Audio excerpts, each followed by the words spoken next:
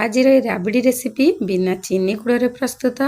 नमस्कार, ममता किचन ओडिया को आपण समस्त को अनेक अनेक स्वागत।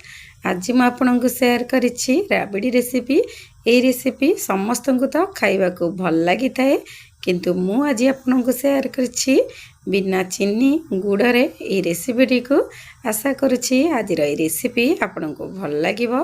आपन जदि मो चैनल रे नुआ अछंती तेबे लाइक शेयर सब्सक्राइब करिवे। जदि इंस्टा रे किंबा फेसबुक पेज रे देखुछंती तेबे फॉलो तो निश्चिंत करिवे।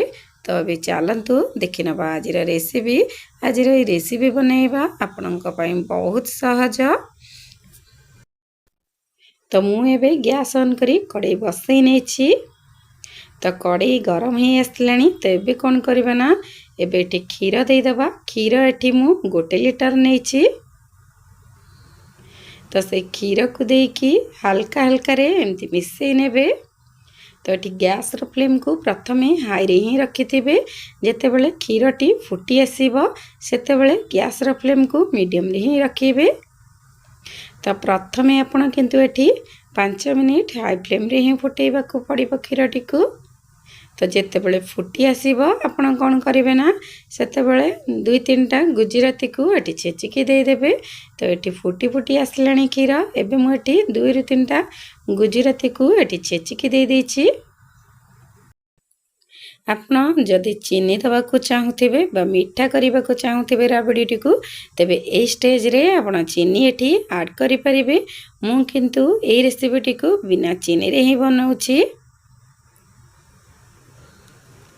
तो यही परि भाबे आपण एमती मिसई नेबे एवं गैस रो फ्लेम को एबे मीडियम रे रखि नेबे। जेहेतु क्षीर फुटी आसलानी, एबे गैस रो फ्लेम को मीडियम रे रखिकी मझिरे मझिरे एमती छाड़ी देबे। तापरे एमती मिसई नउथिबे। जेते बेले आपणकर ऊपर एमती क्षीर रो सर आसी जिवो, आपण कोन करिवे ना, बिल्कुल एपट सेपट करके मिसईबे नाही। सर को एमती गोटे साइड को बाहर करि नेबे एवं मझिरे आपण एमती चलै नउथिबे। तो यही भली भाबे आपण को एमती किछि समय करबा को पड़िबो। तो एबे मु एमती साइड को रखि नेछि। तो मझिरे मझिरे मध्य एमती चेक करि नउथिबे एवं साइड को सर को एमती बाहर करि नउथिबे। तो आपण को ये रेसिपी को बनैबा को टिके समय लागि पारे, किंतु खाइबा पई तो बहुत टेस्टी रेसिपी। तो आ भितरे क्षीर भी मध्य एटी गाढ़ ही आसलानी, सर भी मध्य गाढ़ ही आसुची।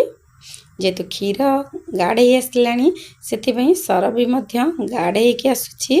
प्रथमे तो पतला पतला सर पड़ुथिला, जेते बेले क्षीरटी भल भाबरे सिझी जिवो बा गाढ़ ही जिवो एमिति मोटा सर ही आसीबो। आपण मझिरे एमति चलै नउथिबे एवं साइड रे सर को एमति साइड करि नउथिबे। सर को बिल्कुल एपट सेपट करके मिसईबे नहीं, एमती साइड रे ही रखिबे।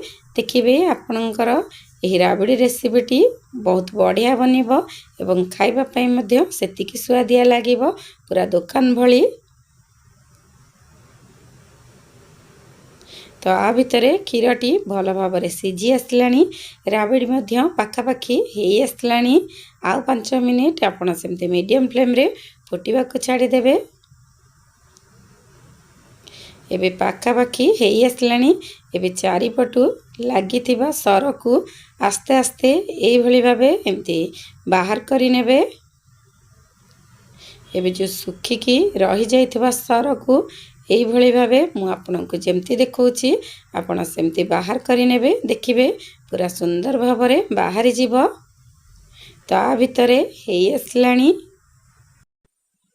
तो एबे मु एठी गैस ऑफ करि नउछि एवं ठंडा हवा पई छाड़ी दउछि।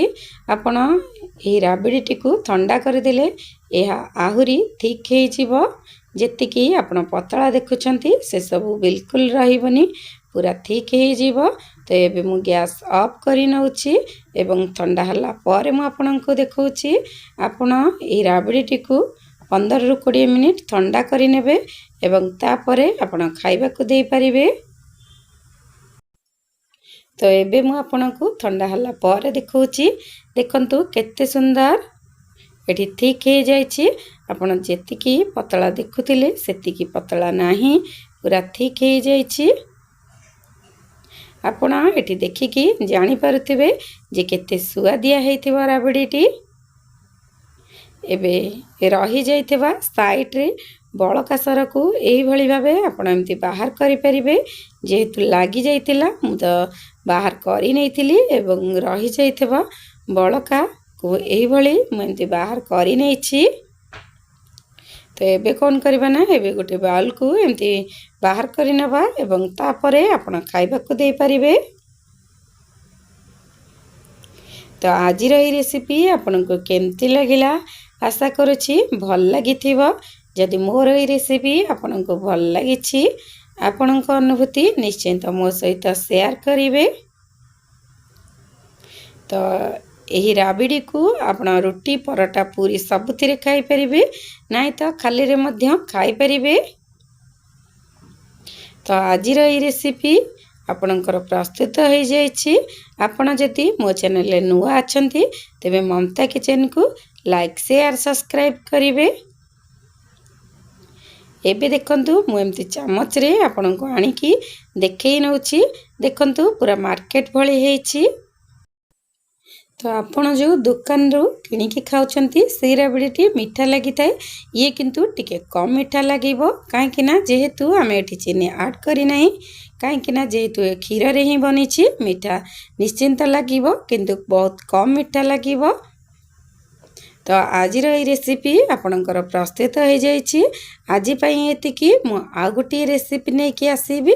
से पर्यंत रहिली, नमस्कार।